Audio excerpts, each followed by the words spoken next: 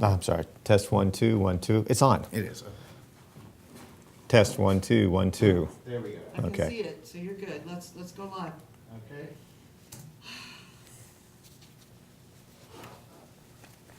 You've got Peter on live. Can you put the ad on? Run the ad, please. Wrong ad, but that's okay. You're supposed to do the 2-minute ad at the top of the hour. SSS. You're invited to participate in a true multimedia experience coming to a home near you. LCM TV is bringing Lake County into the new millennium with news, live broadcast, information, music, talk shows, and local programming, all streaming in high definition online and soon to be on your Roku box. Join us at lcm-tv.com or be a part of our studio audience.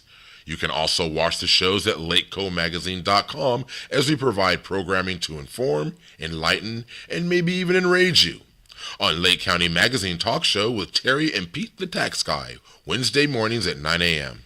Like racing? Try the Checkered Flag Show, hosted by Ace Naylor on Tuesdays at 7 p.m. All ages and divisions in regional and national fields.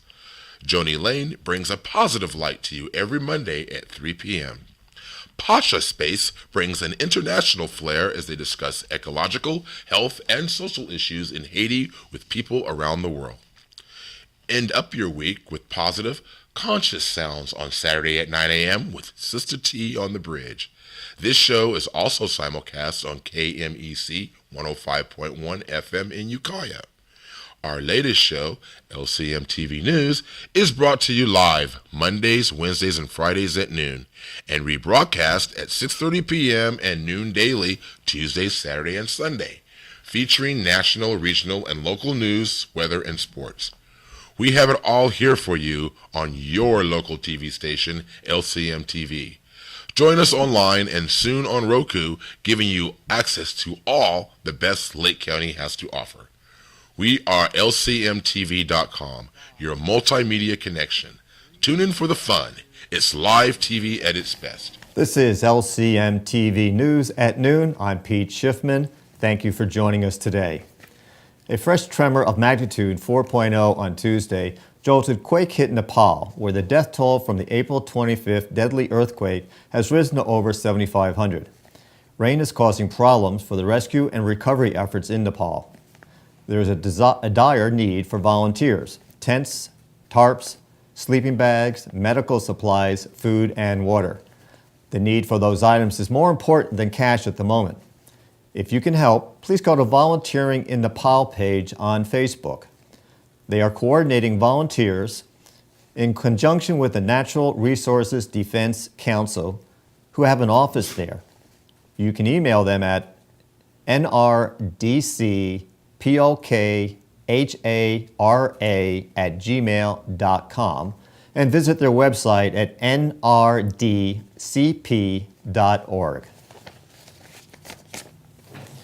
The lower house of France's parliament overwhelmingly approved a sweeping intelligence bill that, if it wins in the upper house, would give the government broad surveillance powers with little judicial oversight. The measure would give the intelligence services the right to gather potentially unlimited electronic data from internet communications and to tap cell phones and capture text messages. It would obligate internet companies to comply with government requests to sift through subscribers' communications. The Islamic State, also known as ISIS, issued a claim of responsibility for Sunday's attack on a cartoon contest featuring images of the Muslim prophet Muhammad, believed to be the first time ISIS has claimed responsibility for an attack inside the United States. Elton Simpson, 30 years of age, and Nadir Hamad Sufi, 34, who lived in the same apartment complex in Phoenix, came to a Dallas suburb and opened fire Sunday outside a gathering that showcased artwork and cartoons depicting the Prophet Muhammad. The shootout, during which Mr. Simpson and Mr. Sufi, dressed in body armor, fired assault rifles at police officers, left both of them dead and one wounded. The gathering of more than 200 anti-Islamic Texans was promoted to have been secure from attack. The mayor of Baltimore called today for the Justice Department to conduct a civil rights investigation into her city's police department to see if there are patterns of abuse or discrimination. We all know that Baltimore continues to have a fractured relationship between the police and the community, Mayor Stephanie Rawlings Blake said, in the wake of protests over the treatment of Freddie Gray, the young black man who was fatally injured in police custody. We have to have a foundation of trust, she said, and I believe that we need the assistance of the Department of Justice and the Civil Rights Investigation to shore up that foundation, which is weak right now in this city. The mayor said she had told the new Attorney General, Loretta E. Lynch, in a private meeting Tuesday that she intended to ask for an investigation into whether there's a pattern or practice of policing producing civil rights violations. Ms. Lynch, she said, understands the urgency of this request. President Obama plans to name General Joseph F. Dunford, Jr., a former commander in Afghanistan, who now serves as Commandant of the Marine Corps, as the next chairman of the Joint Chiefs of Staff. Officials briefed on the selection said on Monday. If he is confirmed by the Senate, General Dunford would take over the top military leadership position at a time of daunting challenges for the armed forces. Hillary Rodham Clinton appears to have initially weathered a barrage of news about her use of a private email account when she was Secretary of State and the practices of her family's foundation, an indication that she is starting her second presidential bid with an unusual durability among Democratic voters. Americans now view Mrs. Clinton more favorably and as a stronger leader than they did earlier in the year, despite weeks of scrutiny about her ethics, a New York Times CBS News poll has found. And nearly 9 in 10 Democrats say the nation is ready to elect a female president. Clinton will be in the Bay Area today for several fundraising events.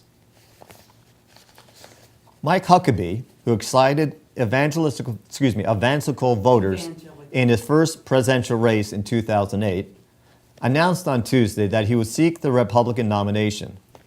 A former Southern Baptist pastor and Arkansas governor, Mr. Huckabee is returning in hopes of once more dominating among social conservatives. It was no small detail that he declared his candidacy in Hope, Arkansas, where he was born. Its fame as the hometown of an even better-known Arkansas politician, Bill Clinton, highlights a major theme of Mr. Huckabee's 2016 pitch, that he is well-suited to be the Republican nemesis for Hillary Rodham Clinton if she becomes the Democratic nominee, because Mr. Huckabee spent years in state politics triumphing over what he calls the Clinton machine. The Bureau of Labor Statistics will release monthly employment figures on Friday. After the weak job showing in March, when payrolls grew by an unexpectedly low 126,000. Most economists are expecting a rebound, with many forecasting a gain of about 230,000 for April. The unemployment rate, now at 5.5%, is expected to fall to 5.4%.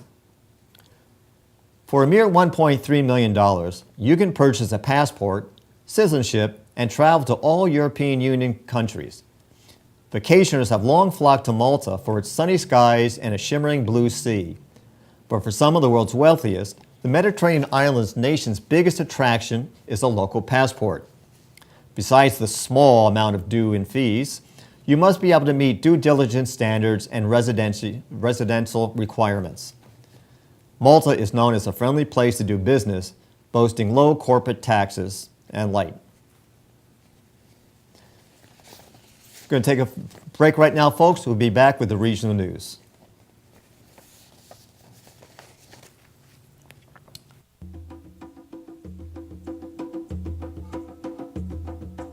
SSS Multimedia is sending you smoke signals, providing their clients with the ultimate communication and multimedia marketing, distribution, production, and web-based services.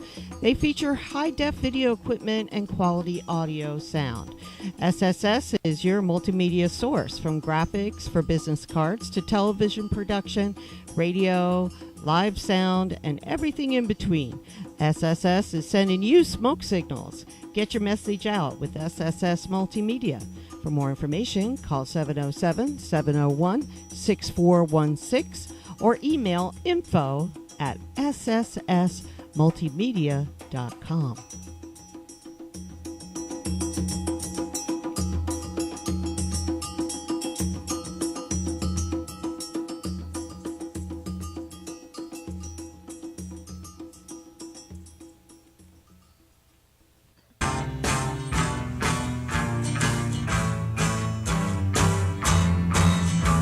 The taxman's taken all my dough and left me in my stately home, blazing on a sunny afternoon.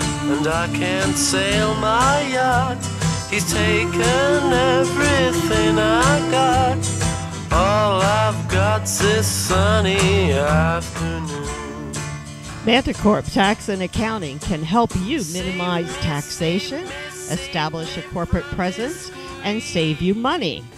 Our over 25 years of experience in domestic and international taxation and incorporation services makes us the best at what we do. Your first consultation at Manticorp is always free, and our discounted rates guarantee you will not end up paying for what you don't get. Try Manticorp today. For more information, call 707-701-6416 or email info@manticorpusa.com. In the summertime. You're invited to participate in a true multimedia experience coming to a home near you. LCM TV is bringing Lake County into the new millennium with news, live broadcast, information, music, talk shows, and local programming, all streaming in high definition online and soon to be on your Roku box. Join us at lcm-tv.com or be a part of our studio audience. You can also watch the shows at lakecomagazine.com as we provide programming to inform, enlighten, and maybe even enrage you. On Lake County Magazine Talk Show with Terry and Pete the Tax Guy, Wednesday mornings at 9 a.m. Like racing? Try the Checkered Flag Show, hosted by Ace Naylor on Tuesdays at 7 p.m. All ages and divisions in regional and national fills. Joni Lane brings a positive light to you every Monday at 3 p.m. Pasha Space brings an international flair as they discuss ecological, health, and social issues in Haiti with people around the world. End up your week.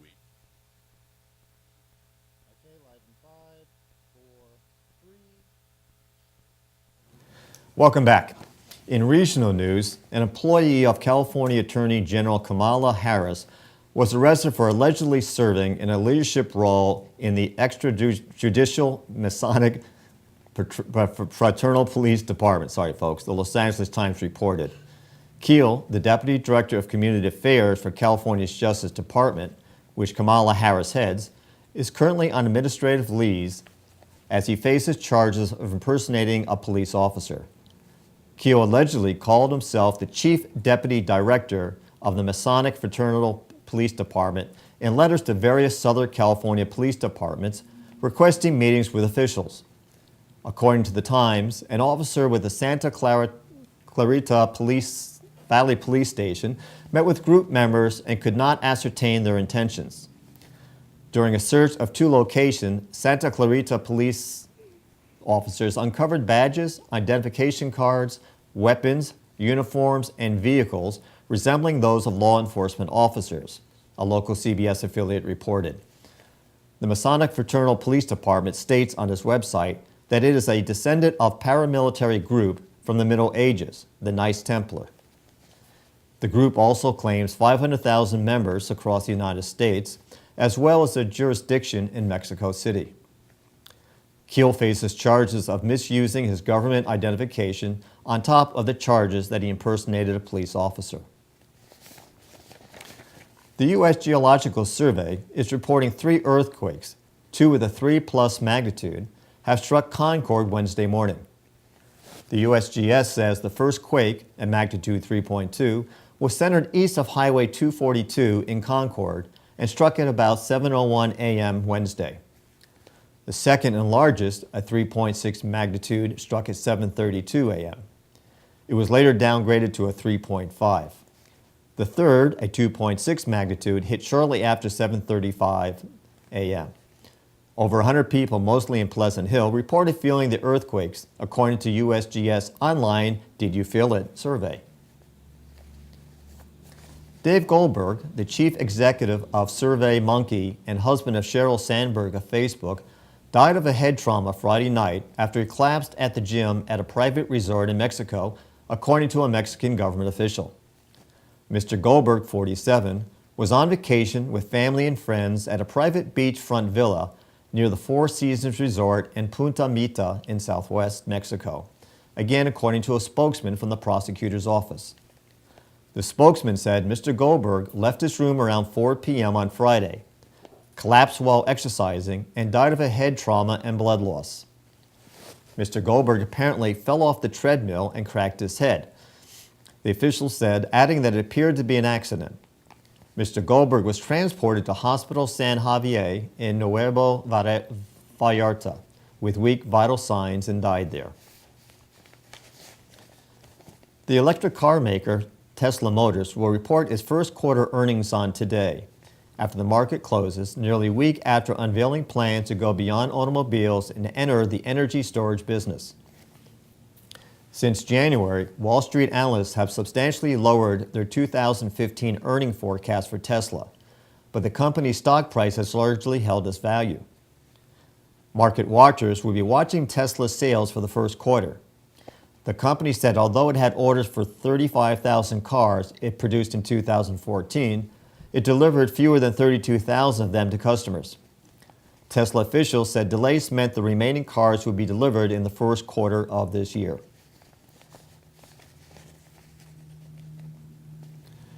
In California's thirsty farm belt, it's a proposition that seemed to make sense, using treated oil field wastewater to irrigate crops. Oil giant Chevron recycles 21 million gallons of that water each day and sells it to farmers who use it on about 45,000 acres of crops, about 10% of Kern County's farmland. State and local officials praised the 2-decade-old program as a national model for coping with the region's water shortages. As California's 4-year drought lingers and authorities scramble to conserve every drop, agricultural officials have said that more companies are seeking permits to begin similar programs. The heightened interest in recycling oil field wastewater has raised concern over the adequacy of safety measures in place to prevent contamination from toxic oil production chemicals, as testing standards are antiquated and not based on the chemicals produced by oil fields. Testing has not been updated since the practice has begun, causing concern that toxic chemicals are feeding crops. Caltrans tests indicate that salt water from the bay may be seeping into the foundation of the new Bay Bridge Eastern Spans Tower, an anonymous prospect that raises questions about the long-term viability of hundreds of massive steel rods that anchor the landmark structure. The state agency has known since late 2014 that many of the 424 rods, each of them 25 feet long and made of hardened steel, were steeping for years in rainwater, the apparent result of a botched grouting and sealing job by bridge contractors. Two independent experts say the likely culprit is bay water that is permeating the base of the structure, possibly through gaps or cracks in the concrete. A Caltrans spokeswoman said in a statement Tuesday that the chloride levels in a few locations were half of what would be expected in salt water. However, even that is about 50 times higher than the chloride content of rainwater removed from the flooded rod sleeves last year. On Monday, after an emergency meeting, the Bridge Project's Oversight Committee voted to test water from 100 flooded rod sleeves at a cost of $400,000. A Sebastopol real estate agent, who prosecutors said ran a lucrative marijuana business that he protected with an arsenal of guns and body armor, was sentenced Tuesday to a split sentence of a year in jail and 4 years on supervised release. Yaroli Kubrin, 42, received the punishment in a Santa Rosa courtroom packed with supporters. Many said he was being unfairly prosecuted in a state that allows marijuana for medical purposes and seems posted to legalize it for recreational use. Kubrin's lawyer, Chris Andrian, said his client ran a transparent business that was fully incorporated, used bank accounts, and for the most part was in compliance with current law.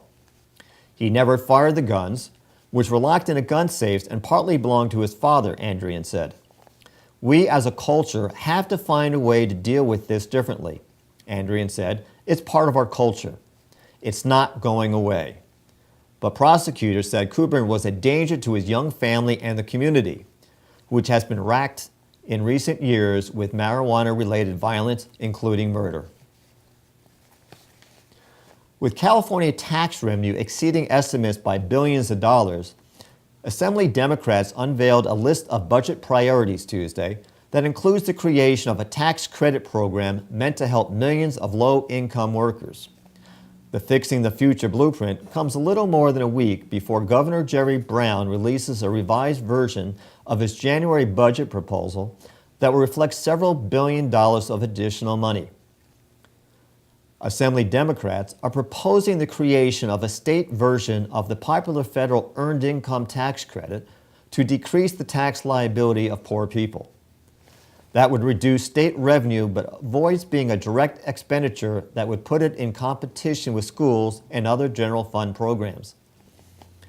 Assemblywoman Shirley Weber, a Democrat from San Diego, who leads the Assembly Budget Panel, said poverty is a major issue, so we've looked at how we can do that. A targeted earned income tax credit, she said, should help lift thousands of folks out of deep poverty. The Brown administration declined to comment on the tax credit proposal. In a statement, Senate President Pro Tem Kevin DeLeon said, "We're open to all options that address income inequality and help working families, subject to our fiscal realities." Officials are investigating whether the death of an inmate who went missing from a Northern California prison is related to a fight among prisoners early in the day. The 25-year-old victim was discovered missing Monday afternoon from California State Prison Solano. Officials initially feared Nicholas Rodriguez had escaped from the prison 40 miles southwest of Sacramento. His body was found 5 hours later in what officials called a confined space in his cell house. They suspect Rodriguez was killed but provided no details. Corrections Department spokesman Jeffrey Callison said Tuesday that Rodriguez was serving an 8-year robbery sentence from Alameda County. Callison said officials are investigating whether the death is related to a fight among 58 inmates about 7 a.m. 3 inmates and 1 officer had minor injuries. Lieutenant Governor Gavin Newsom, a candidate for governor in 2018, recognizes his support for legalizing recreational marijuana could backfire on him personally. But as activists prepare a draft legalization initiative for next year's ballot, it's Newsom who now appears to have much of the political leverage. He has spent more than a year leading a pot legalization research effort as chairman of the Blue Ribbon Commission on Marijuana Policy. The ACLU-funded group recently released a report analyzing some of the challenges, from how to tax drug to keeping it out of the hands of children. In 2010, the failed Proposition 19 to legalize weed was in part doomed by the opposition from virtually all of the state's high-profile Democratic leaders, including now Governor Jerry Brown, U.S. Senators Dianne Feinstein and Barbara Boxer, as well as Newsom and the current Attorney General Kamala Harris.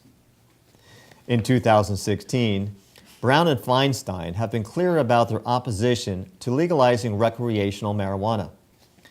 Boxer is retiring, and Harris, who's seeking the seat, is unlikely to take a political position on an initiative given her official duties of preparing the ballot title and summary. That leaves Newsom again holding the cards, either making recommendations to support the initiative or staying neutral or coming out against the measure. Up next, folks, is local news. We'll be back in a little bit.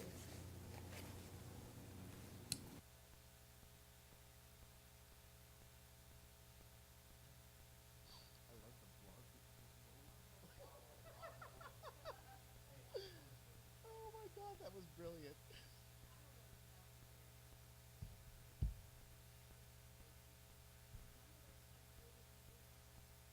some did, like I said, some of them I had to title myself because of the way the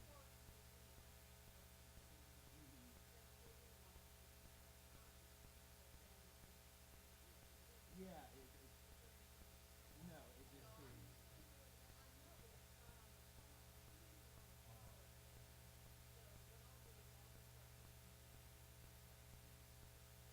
One commercial or two commercials? We've been going for 28 minutes, 10 seconds. 5, 4, 3. In local news, voters in Clear Lake have gathered enough signatures to force a referendum regarding the zero tolerance ordinance enacted by the City Council on February 26, with a vote of 3-1 with one not present. This means that the previous ordinance, which allows growing 6 medical marijuana plants, is still in effect. With 1,290 signatures submitted to the city on March 28th, 51 were thrown out immediately for various errors. The county received 1,239 turned in by the city at the end of March. The elections office in Lakeport had until May 7th to complete the count, which was finished today. The final count was 635, and 630 were needed to pass. Diane Fridley, supervisor of elections, told Lake County Magazine, the biggest problem was that the voters had not changed addresses, having moved from one Clear Lake address to another. While there were many who signed out of the city or with missing information, by far the biggest mistake was the fact that someone had moved and not changed the address on their voter's registration, in addition to signatures of those who were not registered at all. If the addresses do not match, the signature is disqualified. The House of Living Rhythm, located at 100 North Forbes Street in Lakeport, will be closing this month. Upcoming scheduled events have been canceled, and the founder, Jason Kelly Norris, will be vacating the building by June 1st. Norris gave the reasons for the closure as unsustainable circumstances and complications with landlords. This has been a difficult decision and that I have been greatly touched by all of you who have participated in this venture. I only hope that your lives have also been touched in a positive way, said Norris. Over the past several months, we have shared some amazing experiences, including the KPFC Halloween party, sound healing ceremonies, drumming circles, curtain singing, aerobics, dancing, dream work, belly laughter class, and the Lake County Poet Laureate Series. Norris asked if anyone is interested in the possibility of taking over the lease of the building in order to keep this event center in the community. Please let him know at jason@luciddrum.com or at 415-419-1481. To stay in touch with him personally, go to www.luciddrum.com. Rancho de la Fuente has been sold to the owners of D&M Compassion Center, one of the 3 legal dispensaries in Clear Lake. They have had several events there since the purchase a month ago. One event has been canceled, however, when a flyover of the property revealed cannabis plants. The property is zoned AG land, and under Measure N, they can grow up to 48 plants legally. However, when Supervisor Rob Brown saw the plants in the flyover, he had Kelseyville High School cancel their upcoming prom and move it to another location. The new owners will be using the facility as a cannabis resort, bringing in events and using the B&B to house patients. The next Has Mobile event will be held Friday and Saturday, May 15th and 16th at South Lake County Fire Station, 21095 Highway 175. Hours will be from 9 a.m. until 1 p.m. Households can bring up to 15 gallons of toxic items free of charge. Fees will be charged for amounts over 15 gallons. Items that are accepted include paint, solvents, fuels, 5-gallon propane tanks, pool chemicals, pesticides, herbicides, batteries, fluorescent light bulbs up to 60 linear feet, and other toxic materials that cannot be put in the trash. Items that cannot be accepted include televisions, computer monitors, ammunition, explosives, radioactive materials, or infectious waste.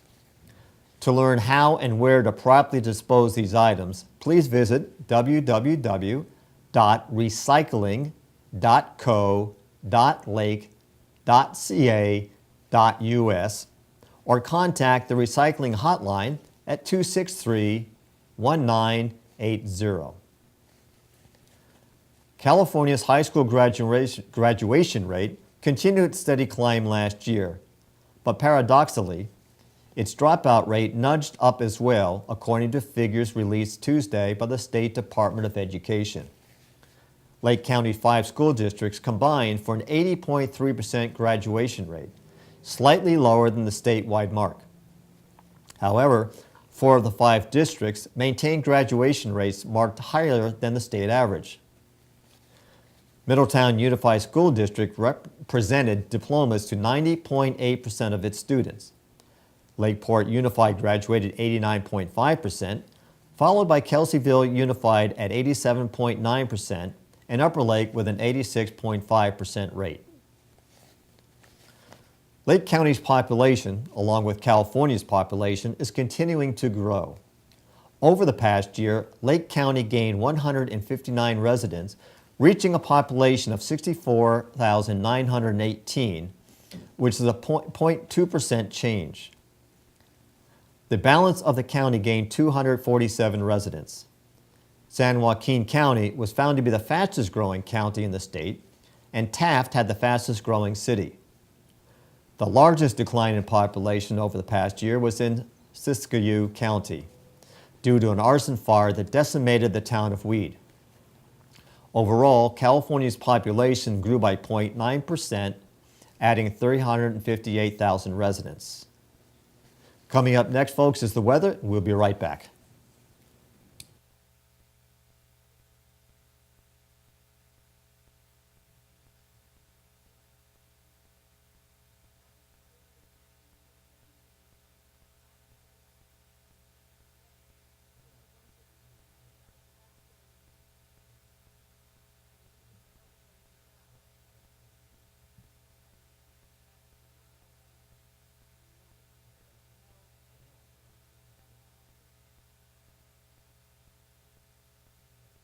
Barbara Boxer would be very upset about this.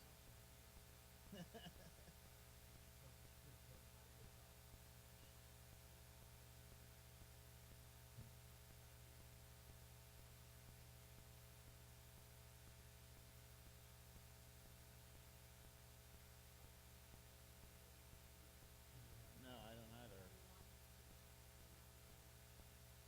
20 seconds.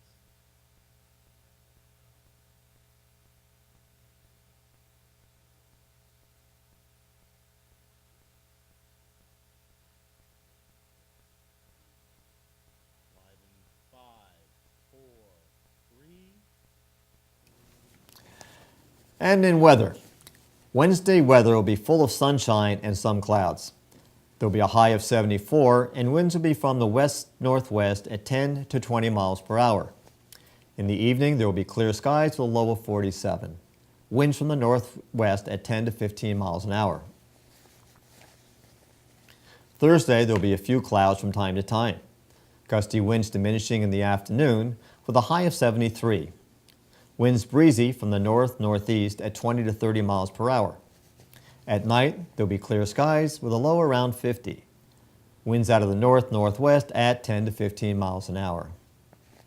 On Friday, it'll be sunny along with a few afternoon clouds. High 76, we'll see winds from the south-southwest at 5 to 10 miles per hour. There is no chance of rain in the forecast until next Wednesday.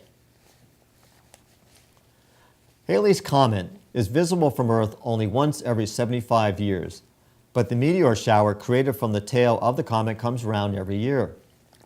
Meteor showers typically come from the dusty, rocky guts that comets leave behind as they fly through the solar system. When Earth passes through a comet's tail, its gravitational pull attracts the debris, which then enters the atmosphere, burns up, and is seen as a falling star or meteor. This week's Eta Acaride meteor shower, sorry folks, is produced from the guts of the famous Halley's Comet. which has been spotted by observers since 240 BC. The shower takes place from April 21st through May 20th.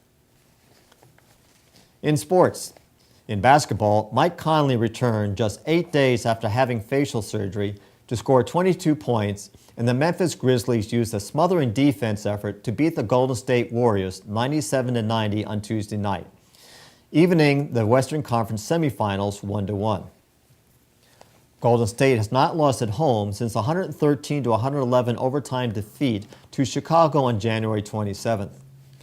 The only other home loss came to San Antonio on November 11th. The Warriors had won their first 5 games in these playoffs, including a sweep of New Orleans in the opening round, and were riding the good vibes of Curry's crown. Curry led the Warriors with 19 points, 6 assists, and 5 rebounds. Green and Bogart both had 12 rebounds. Game 3 is on Saturday in Memphis. In Major League Baseball, the Giants beat the San Diego Padres 6-0 last night as Ryan Vogelsong tossed 7 innings of 3-hit ball. The Giants threw their 3rd shutout in a row and second against the Padres, who came to town after scoring 26 runs in a 3-game sweep of Colorado last weekend. Brandon Crawford had 3 hits and an RBI for the Giants, who won for their 8th straight at home and are a game over 500 for the first time since April 10th, the beginning of an 8-game losing streak. Oakland A's pitcher Jesse Chavez struck out 7 and allowed 1 earned-in run, and the athlete snapped Minnesota's 5-game winning streak with a 2-1 victory on Tuesday night. Billy Butler had 2 hits and an RBI, and Billy Burns added 2 hits and a stolen base for the Athletics. Tyler Clippard got 5 outs for his 3rd save and 4 chances. The A's play the Twins again this evening. Stephen Curry was named the NBA's most valuable player on Monday. The award came with a car, a Kia Sorento. Curry donated the car to the East Oakland Youth Development Center, an organization he knows well. Regina Jackson, the center's CEO and president, said Curry didn't select the center at random for the gift. He has had dealings with the organization, including a holiday giveaway last Christmas. Jackson said the new Stephamobile would be used to transport kids to GED testing, to pick up after-school snacks, and for other organizational errands. Jackson said she expects the center to receive the car next week and states it will be the nicest car on the block.